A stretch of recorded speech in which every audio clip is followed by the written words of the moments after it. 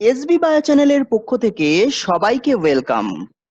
আজ SB bio channel তোমাদের জন্য নিয়ে এসেছে নতুন একটা ভিডিও সিরিজ।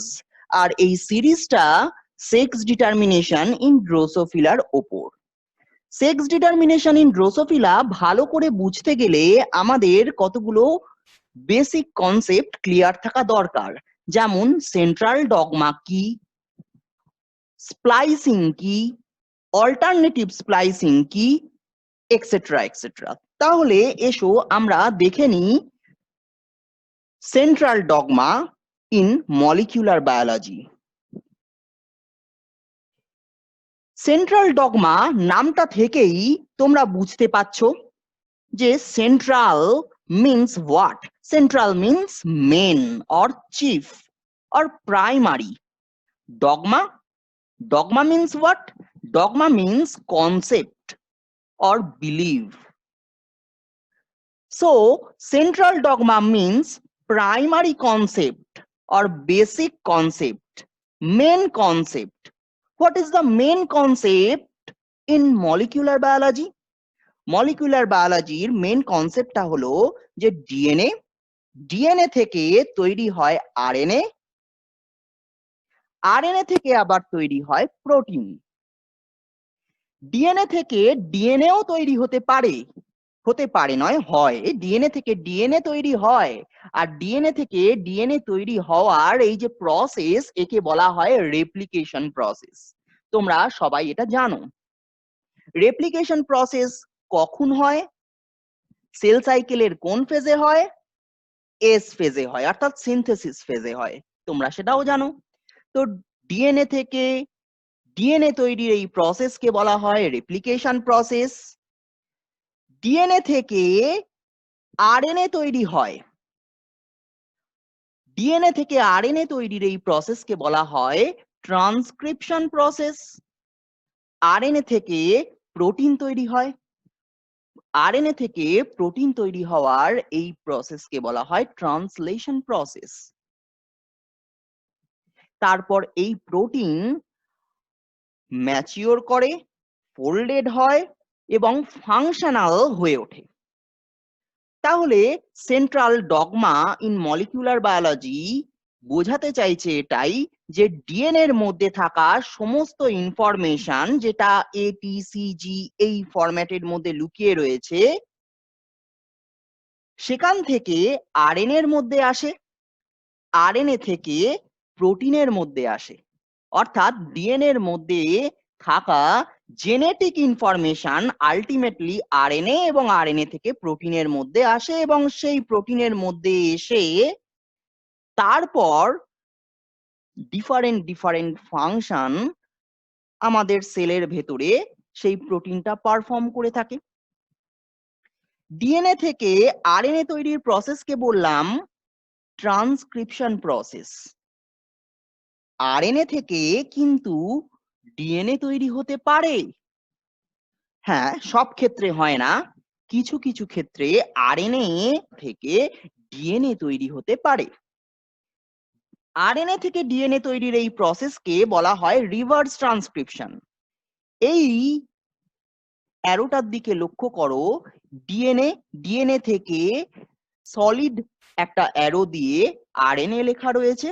অর্থাৎ এইটা একটা জেনারেল প্রসেস, যেখানে ডিএনএ থেকে আরএনএ সবসময়ই তৈরি হচ্ছে, এবং এই প্রসেসকে আমরা বলছি ট্রান্সক্রিপশন। কিন্তু আরএনএ থেকে ডিএনএ তৈরির এই প্রসেসকে আমি ডটেড লাইন বা ডটেড অ্যারো দিয়ে বোঝানো চেষ্টা করা হয়েছে। এই যে প্রসেস, এই প্রসেসটা আরএনএ থেকে ডিএনএ তৈরির প্রসেস, এইটাই হলো রিভার্স ট্রান্সক্রিপশন। রিভার্স ট্রান্সক্রিপশন কিন্তু সব সময় হয় তা নয়। রিভার্স ট্রান্সক্রিপশন হয় রিভার্স ট্রান্সক্রিপ্টেজ নামক এনজাইমের প্রেজেন্সে। সেটা কিছু কিছু ভাইরাসের ক্ষেত্রে পাওয়া যায়। অর্থাৎ কিছু কিছু ভাইরাস, অর্থাৎ রেট্রোভাইরাস যারা, যেমন এইচআইভি ভাইরাস, রেট্রোভাইরাস। এখন ভীষণভাবে করোনা ভাইরাস রয়েছে, করোনা ভাইরাস, রেট্রোভাইরাস। তো এদের মধ্যে এই রিভার্স ট্রান্সক্রিপ্টেজ এনজাইম পাওয়া যাচ্ছে। রিভার্স ট্রান্সক্রিপ্টেজ এনজাইম আরএনএ থেকে ডিএনএ তৈরিতে হেল্প করছে। ক্লিয়ার হলো? আরএনএ থেকে নেক্সট স্টেপে প্রোটিন তৈরি হচ্ছে, প্রসেস হলো ট্রান্সলেশন। এখানে কিন্তু কোনো রিভার্স ট্রান্সলেশন হয় না। একটা জিনিস একটু বলে দেওয়া দরকার, সে এখানে যেরকম দেখছো ডিএনএ থেকে ডিএনএ তৈরি হচ্ছে, অর্থাৎ একটা রেপ্লিকেশন হচ্ছে, আরএনএ থেকেও কিন্তু আরএনএ তৈরি হতে পারে। এটা হলো আরএনএ রেপ্লিকেশন। এটা যদি ডিএনএ রেপ্লিকেশন হয়, ডিএনএ থেকে ডিএনএ তৈরির প্রসেস, আরএনএ থেকেও কিন্তু আরএনএ তৈরি হতে পারে। এটা হলো আরএনএ রেপ্লিকেশন। তোমরা আরএনএ রেপ্লিকেশন সম্পর্কে নিজেরা একটু পড়াশোনা করে দেখো তো, যে কখন হয়, আদৌ হয় কিনা দেখো তো। যদি হয় তাহলে ডেফিনেটলি কমেন্ট বক্সে কমেন্ট করতে পারো। নেক্সট, এই যে প্রোটিন তৈরি হলো, এই প্রোটিন থেকে এই প্রোটিনটা ম্যাচিওর করে ম্যাচিওর ফোল্ডেড ফাংশনাল প্রোটিন তৈরি হয়। এই ম্যাচিওর ফোল্ডেড ফাংশনাল প্রোটিনই আমাদের বডির মধ্যে সমস্ত রকম ফিজিওলজিক্যাল ফাংশন করে থাকে। পাশের ছবিতে তোমরা দেখতে পাচ্ছ যে এই হলো একটা ডিএনএ, ডিএনএ থেকে রেপ্লিকেশন প্রসেসে ডিএনএ তৈরি হচ্ছে। নেক্সট ডিএনএ, এই ডিএনএ থেকে ডিএনএ দেখছো একটা পার্ট এরকম খুলে গেছে। এইখান থেকে তোমরা দেখতে পাচ্ছ যে আরএনএ তৈরি হচ্ছে। এই রেড কালারের এই চেনটা আরএনএ কে ইন্ডিকেট করা হয়েছে। এইটা হলো নিউলি সিনথেসাইজড আরএনএ। এই ধরনের আরএনএ কে বলা হয় হেটেরোজেনাস নিউক্লিয়ার আরএনএ। এই আরএনএ কে বলা হয় প্রি আরএনএ। তো এই ধরনের এইচএন আরএনএ বা প্রি আরএনএ গুলো কিছু কো-ট্রান্সক্রিপশনাল অ্যান্ড পোস্ট ট্রান্সক্রিপশনাল মডিফিকেশন হয়, ফলে আলটিমেটলি ম্যাচিওর এমআরএনএ তৈরি হয়। এই ম্যাচিওর এমআরএনএ গুলোই আলটিমেটলি রাইবোজোমের প্রেজেন্সে, রাইবোজোমের মধ্যে টিআরএনএ এর প্রেজেন্সে প্রোটিন তৈরি করতে পারে। তৈরি হওয়া প্রোটিনগুলোর আবার কো-ট্রান্সলেশনাল এবং পোস্ট ট্রান্সলেশনাল মডিফিকেশন হয়, ফলে এই রকম ফোল্ডেড ফাংশনাল প্রোটিন তৈরি হয়। আশা করি তোমরা বুঝতে পেরেছো। এবার দেখো কয়েকটা ইনফরমেশন একটু বলে দিই। ডিএনএ থেকে ডিএনএ তৈরির এই যে প্রসেস, এটা নিউক্লিয়াসের মধ্যে হয়, অর্থাৎ রেপ্লিকেশন নিউক্লিয়াসের মধ্যে হয়। ডিএনএ থেকে আরএনএ তৈরির যে প্রসেস, সেইটা নিউক্লিয়াসের মধ্যে হয়। আরএনএ তৈরির পর এবং আলটিমেটলি ম্যাচিওর এমআরএনএ তৈরির পর সেই ম্যাচিওর এমআরএনএ নিউক্লিয়াসের নিউক্লিওপোর দিয়ে সাইটোপ্লাজমের মধ্যে বেরিয়ে আসে। সাইটোপ্লাজমের মধ্যে এসে সাইটোপ্লাজমের মধ্যে রাইবোজোমের হেল্প নিয়ে প্রোটিন তৈরি করে। ক্লিয়ার হলো? কিন্তু ইন্টারেস্টিং ফ্যাক্ট এটাই যে রিভার্স ট্রান্সক্রিপশন প্রসেসটা সাইটোপ্লাজমের মধ্যে শুরু হয়। তাহলে ট্রান্সক্রিপশন হচ্ছে নিউক্লিয়াসের মধ্যে, কিন্তু রিভার্স ট্রান্সক্রিপশন হচ্ছে সাইটোপ্লাজমের মধ্যে। ক্লিয়ার? নেক্সট দেখো, এই ছবিতে একটা ডিএনএ স্ট্রাকচার আঁকা রয়েছে। এই যে ডিএনএ, এই ডিএনএ এর একটা পার্টকে আমরা বলবো প্রোমোটার। এই প্রোমোটার রিজিয়নটা কিরকম না, প্রোমোটার রিজিয়নটা ট্রান্সক্রিপশনকে প্রমোট করে। এছাড়াও আরো অনেক পার্ট থাকে, এনহ্যান্সার এক্সেট্রা এক্সেট্রা। তো এই এনহ্যান্সার, প্রোমোটার, এরা বেসিক্যালি ট্রান্সক্রিপশনকে প্রমোট করে বা এনহ্যান্স করে রেসপেক্টিভলি। ডিএনএ, এই ডিএনএ এর একটা পার্ট কে আমরা বলি জিন। কোন পার্টটাকে জিন বলবো না, যে পার্টটা থেকে ফাংশনাল প্রোটিন তৈরি হবে, যে পলিনিউক্লিওটাইড সিকোয়েন্স থেকে ফাংশনাল প্রোটিন তৈরি হবে, সেইটুকু পোরশন, সেইটুকু পলিনিউক্লিওটাইড সিকোয়েন্সকে ডিএনএ এর তাকে আমরা বলবো জিন। এই জিন প্রোক্যারিওটদের ক্ষেত্রে কিন্তু স্প্লিট জিন কন্ডিশন দেখতে পাওয়া যায় না, কিন্তু ইউক্যারিওটদের ক্ষেত্রে স্প্লিট জিন দেখতে পাওয়া যায়। স্প্লিট জিন সেটা আবার কি? স্প্লিট জিন মিন্স যে জিনের মধ্যে এক্সন এবং ইন্ট্রন এই সিকোয়েন্স গুলো থাকে। এক্সন হলো কোডিং সিকোয়েন্স, অন্যদিকে ইন্ট্রন হলো নন কোডিং সিকোয়েন্স। এখানে এই ছবিতে তোমরা দেখতে পাচ্ছ এইটুকু পোর্শনকে জিন বলা হয়েছে, অর্থাৎ এই পলিনিউক্লিওটাইড সিকোয়েন্স থেকে ফাংশনাল প্রোটিন ফাইনালি তৈরি হয়, তাই এইটুকু পোর্শন জিন। এবং এই জিনটা স্প্লিট জিন বিকজ এই জিনটার মধ্যে এক্সন এবং ইন্ট্রন অল্টারনেটিভলি অ্যারেঞ্জড। এখানে কটা এক্সন রয়েছে দেখো, একটা এক্সন, দুটো এক্সন, তিনটে exon. This is exon 1, exon 2, exon 3। এই এক্সনের মাঝখানের যে পোর্শনটা সেটা হলো নন কোডিং সিকোয়েন্স, তার মানে এইখান থেকে এর যে সিকোয়েন্স, এর যে নিউক্লিওটাইড সিকোয়েন্স, এইখান থেকে কোনো ফাংশনাল প্রোটিন তৈরি হয় না, অর্থাৎ এই ইন্ট্রন থেকেই, ইন্ট্রনের পার্ট থেকে কোনো ফাংশনাল প্রোটিন তৈরি হয় না। সেই জন্য এই ইন্ট্রনের সিকোয়েন্স গুলো যেহেতু ফাংশনাল প্রোটিন তৈরিতে হেল্প করে না, তাই এটা হলো নন কোডিং। এই পোর্শনটা হলো নন কোডিং পোর্শন, কিন্তু এই এক্সন সিকোয়েন্স গুলো ফাংশনাল প্রোটিন তৈরিতে হেল্প করে, তাই এক্সনকে আমরা বলবো কোডিং সিকোয়েন্স। এবার দেখো এই এক্সনের আগে একটা সিকোয়েন্স রয়েছে এবং এক্সনের পরেও সিকোয়েন্স এরকম থাকতে পারে, এক্সট্রা এরকম সিকোয়েন্স থাকতে পারে। এই সিকোয়েন্স গুলো থেকে কি তৈরি হয় আমরা নেক্সট স্টেপে যদি দেখি বা চলে আসি তাহলে দেখবো, যখন এই ডিএনএ থেকে, যখন এই ডিএনএ অর্থাৎ এই জিন থেকে একটা প্রি এমআরএনএ বা এইচএনআরএনএ তৈরি হবে, তখন এই এইচএনআরএনএ এর মধ্যে এই রকম একটা সিকোয়েন্স দেখতে পাবো, যেখানে এক্সন থেকে অলরেডি এমআরএনএ তো সিঙ্গেল স্ট্র্যান্ডেড, তো এই সিঙ্গেল স্ট্র্যান্ডেড এমআরএনএ বা আরএনএ থেকে আরএনএ এর মধ্যে দেখো এক্সন 1 রয়েছে, কারণ এই ডিএনএ এর মধ্যে এক্সন ছিল। এটা ডিএনএ থেকে যখন আরএনএ তৈরি হয়েছে, প্রি এমআরএনএ তৈরি হয়েছে বা এইচএনআরএনএ তৈরি হয়েছে, তখন কিন্তু এই এক্সনটা চলে এসছে। ইন্ট্রনের সিকোয়েন্সটাও ট্রান্সক্রাইবড হয়ে ইন্ট্রন 1 তৈরি হয়েছে, এক্সন 2, ইন্ট্রন 2, এক্সন 3 এরকম তৈরি হয়েছে। এবং এক্সনের আগের সিকোয়েন্স এবং এক্সনের একদম এই এক্সন 3 এর পরের সিকোয়েন্সটাও ট্রান্সক্রাইবড হয়েছে। এই পোর্শনটাকে আমরা বলবো, লাস্টের দিকে থাকা এই পোর্শনটাকে আমরা বলবো 3 প্রাইম ইউটিআর।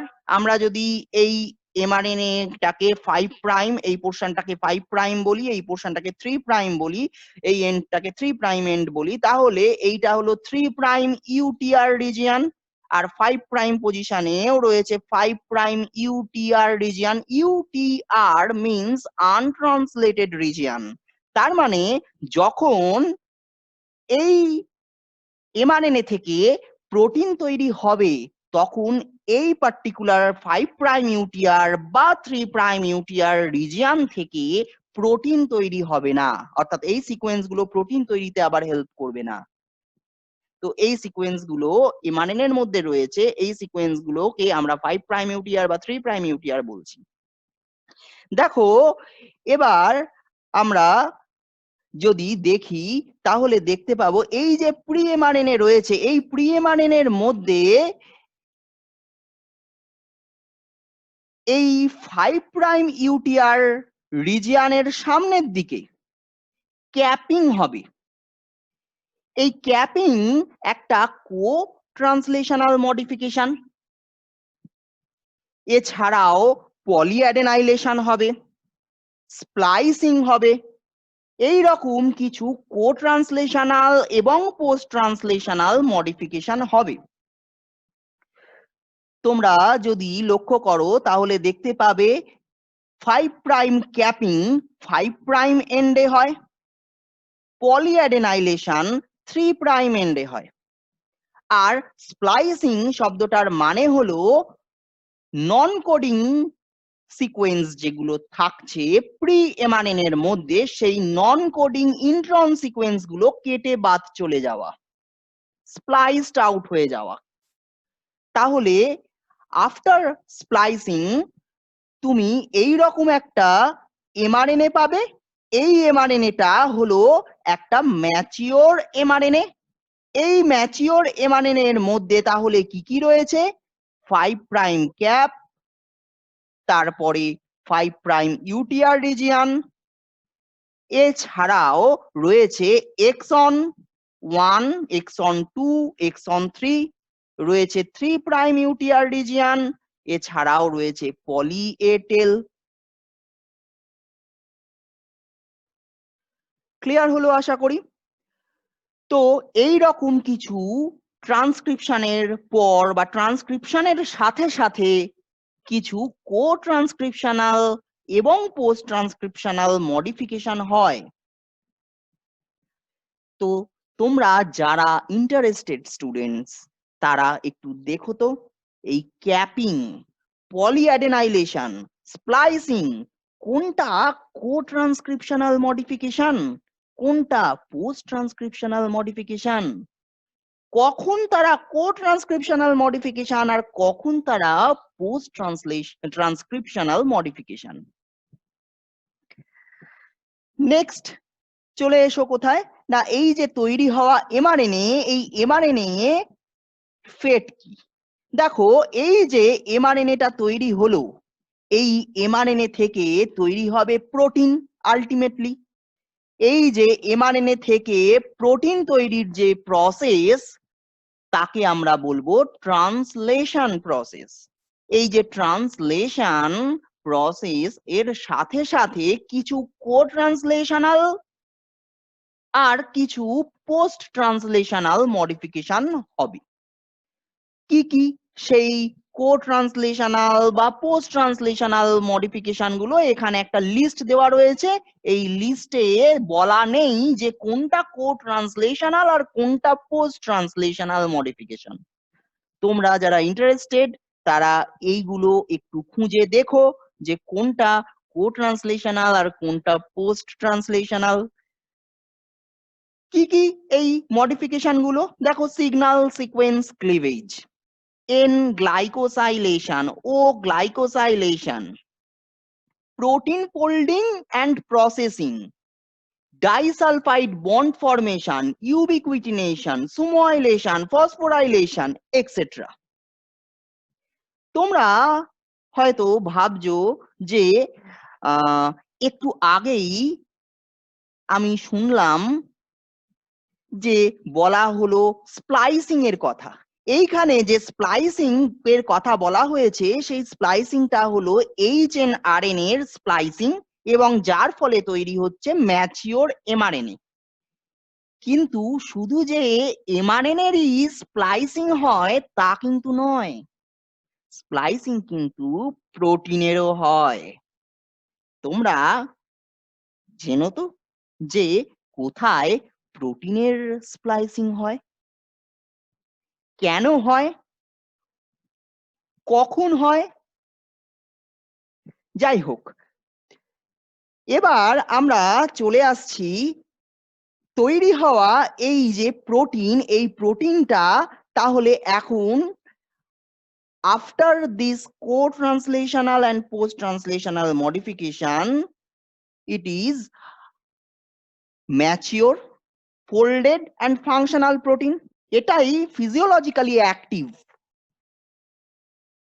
যদি না এই কো ট্রান্সলেশনাল পোস্ট ট্রান্সলেশনাল মডিফিকেশন গুলো হয় তাহলে প্রোটিন কখনো অ্যাক্টিভ হতে পারে না, সে ইনঅ্যাক্টিভ কন্ডিশনে থেকে যাবে, তৈরি হয়েও অ্যাক্টিভ হয়ে উঠবে না।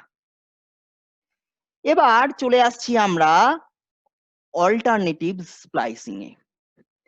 দেখো, অল্টারনেটিভ স্প্লাইসিং নামটা শুনেই বুঝতে পারছো স্প্লাইসিং যেটা অল্টারনেটিভলি হচ্ছে, অর্থাৎ অল্টারনেটিভ ফ্যাশনে হচ্ছে, যার ফলে ডিফারেন্ট টাইপের প্রোটিন তৈরি হতে পারে। ডিফারেন্ট টাইপের স্প্লাইসিং এর ফলে ফার্স্টে এমআরএনএ তৈরি হবে, ডিফারেন্ট ম্যাচিওর এমআরএনএ তৈরি হবে এবং সেই এমআরএনএ থেকে ডিফারেন্ট প্রোটিন তৈরি হবে।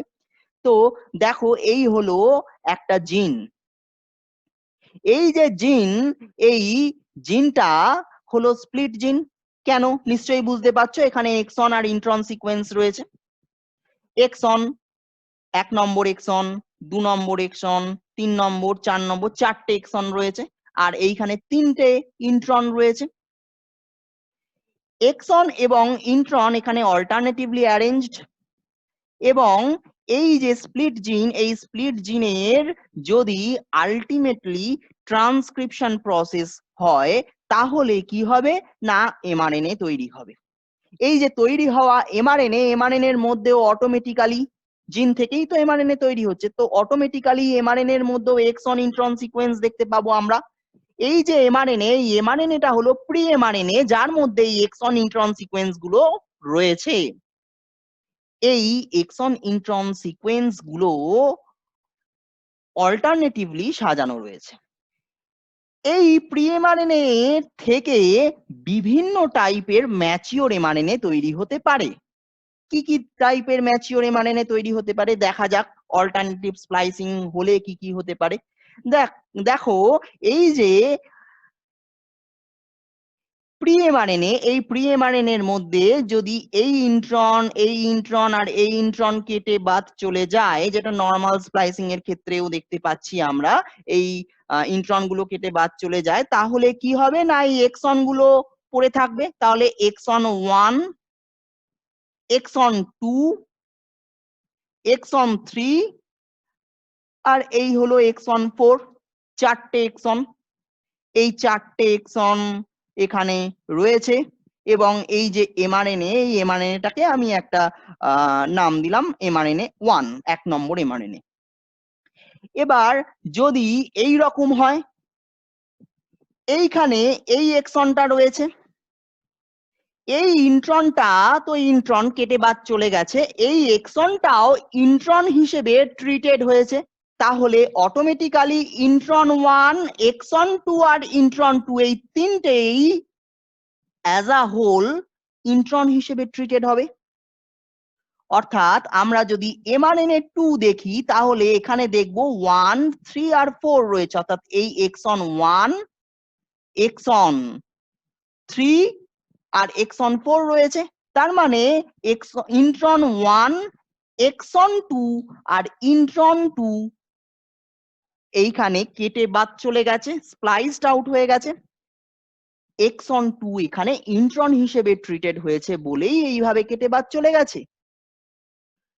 সেলের মধ্যে কখনো কখনো এক্সন সিকোয়েন্স নির্দিষ্ট সিগন্যাল পেলে কেটে বাদ চলে যায় বা স্প্লাইসড আউট হয়ে যায়। হয়ে গেলে যে এক্সন গুলো পড়ে থাকে সেইগুলো নিয়েই এমআরএনএ, ম্যাচিওর এমআরএনএ তৈরি হয়। এই হলো একটা ম্যাচিওর এমআরএনএ। সেই এমআরএনএটা হলো ম্যাচিওর এমআরএনএ, নাম্বার দেওয়া হলো 2। আবার এটাও হতে পারে যে 1 ইন্ট্রন হিসেবে ট্রিটেড হয়েছে, তাহলেও কিন্তু কেটে বাদ চলে গেল ইন্ট্রন এক্সন 1, তাহলে 2, 3 আর 4 এই তিনটে এক্সন পড়ে থাকবে, এটা হলো নাম দিলাম এমআরএনএ 3।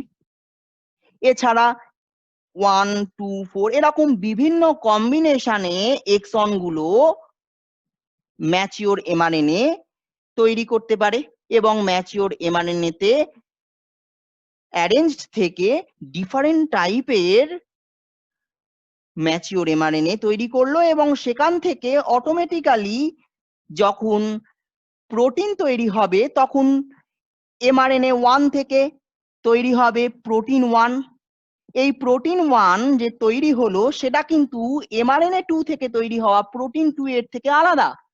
তার কারণ এই এমআরএনএ 1 আর এমআরএনএ 2 এর সিকোয়েন্স আলাদা, তো অটোমেটিক্যালি প্রোটিনের সিকোয়েন্সও আলাদা হয়ে যাবে, প্রোটিনও আলাদা হয়ে যাবে।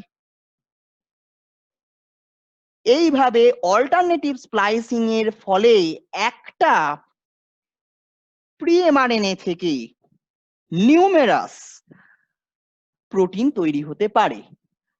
হিউম্যানের ক্ষেত্রে প্রায় 75% জিনের এই রকম অল্টারনেটিভ স্প্লাইসিং হয়, আর হয় বলেই এত ডিফারেন্ট টাইপের প্রোটিন তৈরি হয়।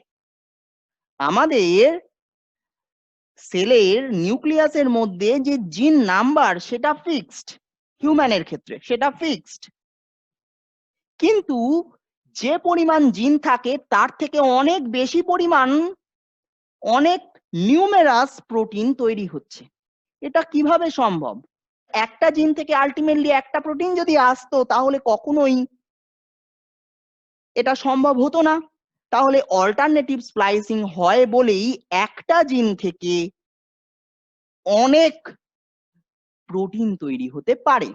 অল্টারনেটিভ স্প্লাইসিং প্রথম ডিসকভার করা হয়েছিল মাউস ইমিউনোগ্লোবুলিনের মিউ হেভি চেনের মধ্যেই 1980। এই অল্টারনেটিভ স্প্লাইসিং ড্রোসোফিলার সেক্স ডিটারমিনেশনেও আমরা পড়ব নেক্সট এপিসোড গুলোতে। অল্টারনেটিভ স্প্লাইসিং ড্রোসোফিলার সেক্স লেথাল অর্থাৎ এসএক্সএল জিন, ডাবল সেক্স বা ডিএসএক্স জিন এর যে প্রি এমআরএনএ তৈরি হচ্ছে, এই প্রি এমআরএনএ এর মধ্যেই অল্টারনেটিভ স্প্লাইসিং দেখতে পাওয়া যায়, এবং ড্রোসোফিলার গোনাড ডেভেলপমেন্টে এই অল্টারনেটিভ স্প্লাইসিং খুব ইম্পর্টেন্ট রোল প্লে করে।